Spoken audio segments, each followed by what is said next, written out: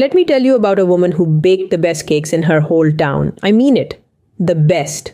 Soft, warm, made with real butter, from a recipe her grandmother had passed down to her years ago. Anyone who tasted one closed their eyes and went quiet for a moment. They were that good. So she opened a little stall to sell them, and almost nobody came.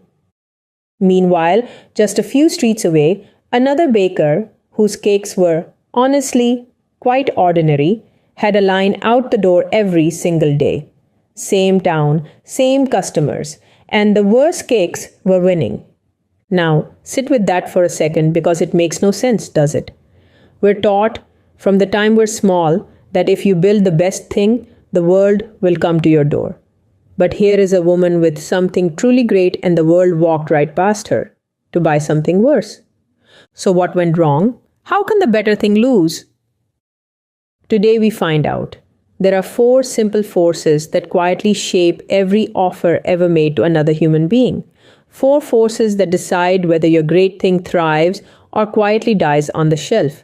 And by the end, you'll know exactly what that baker got wrong and exactly how she fixed it.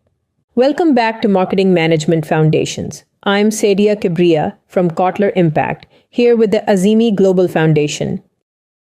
Here is the simplest way I can give them to you. Think of any offer, a cake, a service, an idea as a recipe, and like every recipe, it has a few essential ingredients. Get them right, in balance, and you create something people line up for. Leave one out, and the whole dish falls flat, no matter how wonderful the rest. Decades ago, a teacher named Jerome McCarthy boiled all of marketing down to 4 ingredients, 4 words, all beginning with the same letter, so they're easy to carry with you for life. Professor Kotler championed them around the world until they became the most famous idea in all of marketing. They are the 4 Ps: product, price, place, and promotion. 4 questions really, hiding inside 4 words. What are you offering? What do you ask in return? Where do people find it? And how do they come to hear about it? So, let's take them one at a time and watch our baker's story unfold inside each. The first P is product, the thing you offer. But you already know from our last talks that a product is never just the thing. Nobody wants the drill, they want the finished home. So your product is not the object at all. It's the need it meets and the feeling it gives. Buy a cup of tea from a roadside stall and the tea is just the core. Around it sits the warmth in cold hands. A few minutes of rest, a friendly word from the man who's seen you every morning for years. That is the real product. So was the baker's product the problem? No. Her cakes were extraordinary. She nailed the first P perfectly, which makes the mystery deeper. If the product was perfect, the answer must be hiding in the other 3. The second P is price, what you ask in return. Most people think price is just a number, but remember this. Price is never just a number. Price is a message. Price speaks.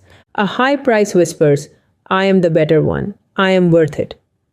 Price doesn't only take money from the customer's pocket. It plants an idea in their mind before they've even tried it. And this surprises almost everyone. Cheaper is not always more attractive.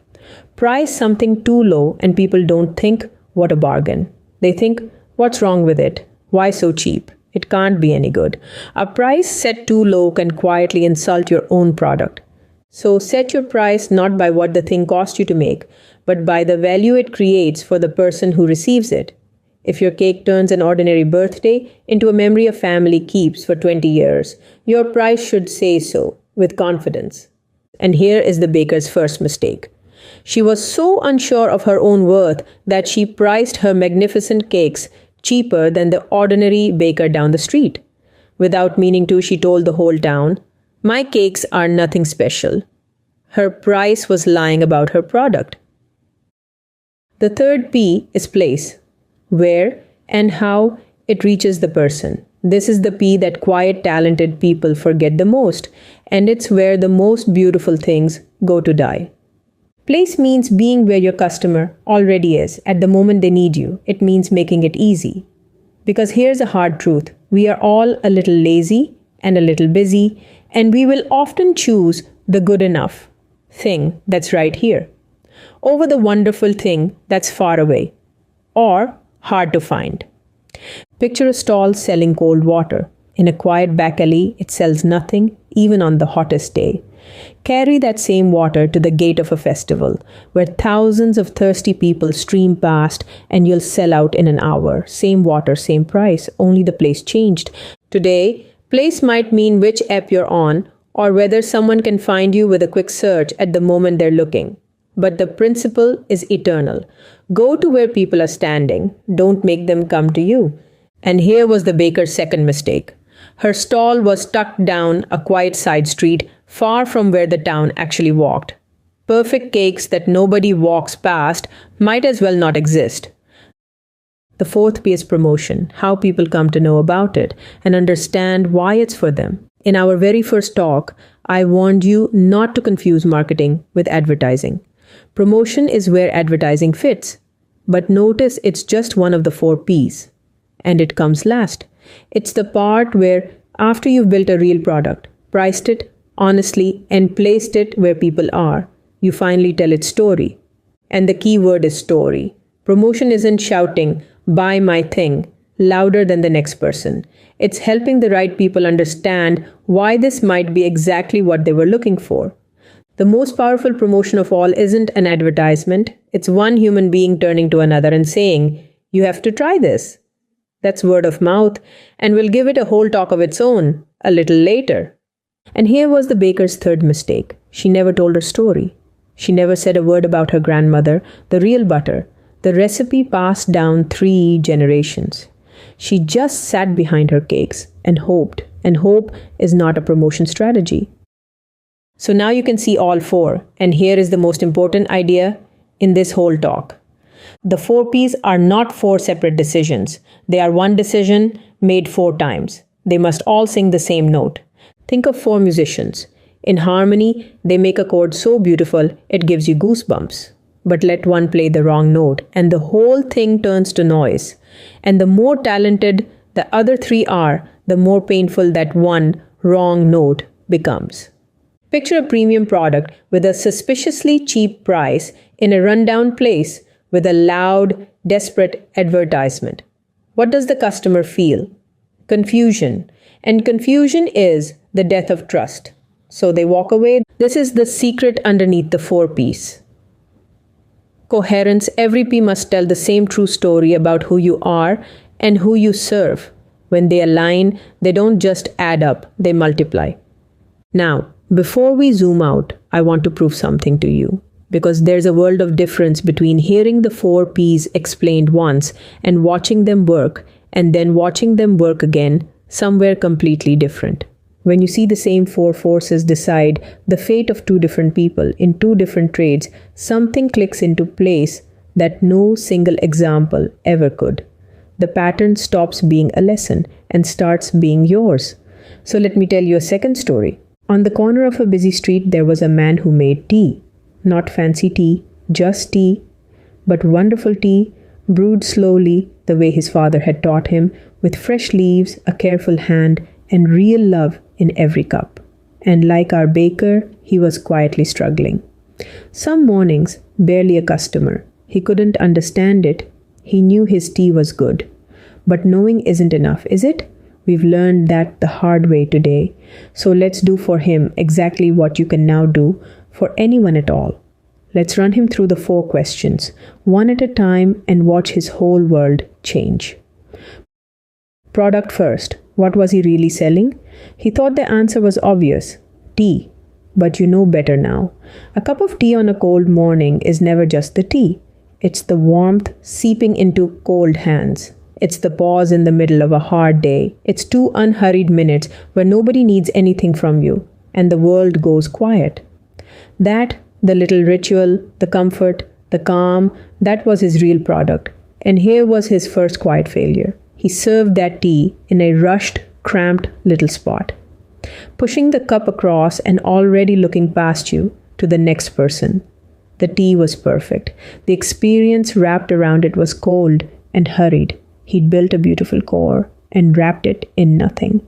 So his first fix cost almost nothing at all. He slowed down. A kind word, a clean little bench where a tired person could actually sit. He stopped selling tea and started serving a moment.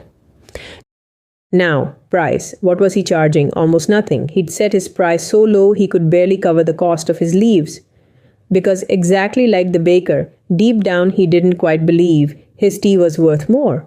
But remember what price says. His tiny price wasn't whispering, "Wonderful bargain." It was whispering, "Cheap and forgettable." People walked straight past, assuming that tea sold for so little simply couldn't be anything special, because if it were, surely he'd ask for more. So he did the thing that frightened him most. He raised his price, only a little, but enough. Enough to quietly say, "This is made with care, and it is worth it." And here's the part that surprised even him. More people came, not fewer. For years, his price had been telling a small lie about his tea. He finally made it tell the truth. And people believed it and noticed something. His price and his product had been at war for years. A careful, lovingly made cup, sold for the price of something careless and cheap. No wonder people were confused. The moment he raised it, the two finally agreed. And that quiet agreement, all on its own, began to pull people in. Then place. And here his story teaches us something the bakers couldn't. Because place isn't only about where you are, it's also about when. His corner was a perfectly good corner, but he opened late, long after the morning rush of tired, half-asleep people had already streamed past, every one of them aching for exactly the warm thing he made. He was in the right place at the wrong time, which for the customer is exactly the same as being in the wrong place entirely. So he started opening early, before the sun was even properly up, right as that river of people began to flow. Same corner, same tea, he simply chose to be there at the moment of need instead of an hour after it had passed. And that single change, just being present when it mattered, brought him more customers than anything else he did. And finally, promotion. Did he ever tell his story? Never. Not once. He assumed good tea would simply speak for itself. But we know now. Good things, left silent, stay invisible. So he learned the gentlest promotion there is. He didn't shout. He didn't put up a giant, desperate sign. He simply began to talk, telling his regulars, while the tea brewed, about the particular leaves he chose, the slow and patient way he made it, the father who'd taught him every step. And those regulars did the most natural thing in the world. They told other people, "You have to try his tea. Honestly, there's a whole story in every cup." His most powerful promotion was never an advertisement at all. It was the warm, unhurried word of one happy person, passed quietly to the next, which, as it happens, is the single most powerful force in all of marketing. So powerful that we're going to give it an entire talk of its own very soon. Because a stranger's advertisement only asks you to believe it. A friend's word already is belief. Arrived and trusted before you've taken a single sip. So look at what happened to him. A perfect product, finally wrapped in a real and gentle experience. A price brave enough to tell the truth. A place chosen for the right moment, not just the right map. And a quiet, honest story carried from one friend to the next. 4 forces that had been silent or crossed or hidden away, now all of them at last, singing the very same clear note. And his little corner, once so empty it nearly broke his heart, became the warmest, busiest spot on the entire street. Regulars who'd walked past it for years suddenly couldn't imagine their morning without him. But I want you to notice the one thing that did not change. His tea, not one leaf of it. Not the recipe, not the water, not the careful hands. Everything that changed was the mix around it. The 4 forces finally in harmony. That is the whole lesson of today, and now you've watched it happen twice. Once with a tray of cakes and once with a humble cup of tea. 2 completely different people, 2 completely different trades, and the exact same 4 forces quietly deciding who thrives and who slowly fades away. which is precisely why these four small questions are worth carrying with you for the rest of your life. Because they don't belong to bakers, they don't belong to tea makers, they don't belong to big companies or marketing departments or anyone with a fancy title. They belong to every single person who has ever offered anything to anyone else, including you. So, whatever it is you make or do or dream of sharing one day, these four forces are already at work in it. The only question is whether they're singing together or quietly fighting. And now, you're one of the few people who knows how to tell the difference. Now, you may have heard someone clever say the 4Ps are old-fashioned, 60 years old, out of date in a world of the internet and social media. They are wrong. The 4Ps were never a tactic. They are four eternal questions, built into the very nature of offering anything to anyone. A merchant on the Silk Road 1,000 years ago answered them. The most modern company in the world answers them today. Only the answers change. The questions are forever. And the moment you have this lens, you'll see it far beyond shops and cakes. Think about applying for a job. You are the product. Your skills, your character, your price is the salary you ask for. Your place is where you apply, being present where the right opportunities actually are. And your promotion is your CV, your interview, the story you tell about yourself. Get all four in harmony and doors open. Get them fighting each other, and even a brilliant person stays unseen. So let's gather it together. Every offer is a recipe with four ingredients. Product, the need you meet and the feeling you give. Price, never just a number, always a message about your worth. Place, being where people already are. And promotion, telling the right story to the right people. And the secret that ties them together, they must play as one chord. So, our baker. Now you can diagnose her perfectly. Her product was flawless, but her price was too low. Her place was hidden, and she told no story. So one day, she changed all four together. She raised her price with quiet confidence. She moved her stall to the busy main road where the whole town passed by, and she put up one small, honest sign that simply said, "My grandmother's recipe, real butter, baked fresh this morning with love." Four forces, finally singing the same note. And the line is now out the door. The cakes never changed. The mix did. So here is your practice before we meet again. Pick one thing you love, a shop, a product, anything, and name its 4Ps out loud. What's the product really? What does its price say? How easy is its place? What story does it tell? And then the magic question. Are all four singing the same note? Next time, we turn to something tender. Because I know that for many of you, one quiet fear remains. But I hate selling. I could never push myself on people. So our next talk is just for you. It's called Marketing for People Who Hate Selling. And I'm going to set you free from that fear completely by showing you that the best marketing was never about pushing at all. If today made these four little words come alive for you, take the short quiz just below to lock them in. Subscribe so the next lesson finds you, and I'll see you in Talk 4. Thank you as always for spending this time with me.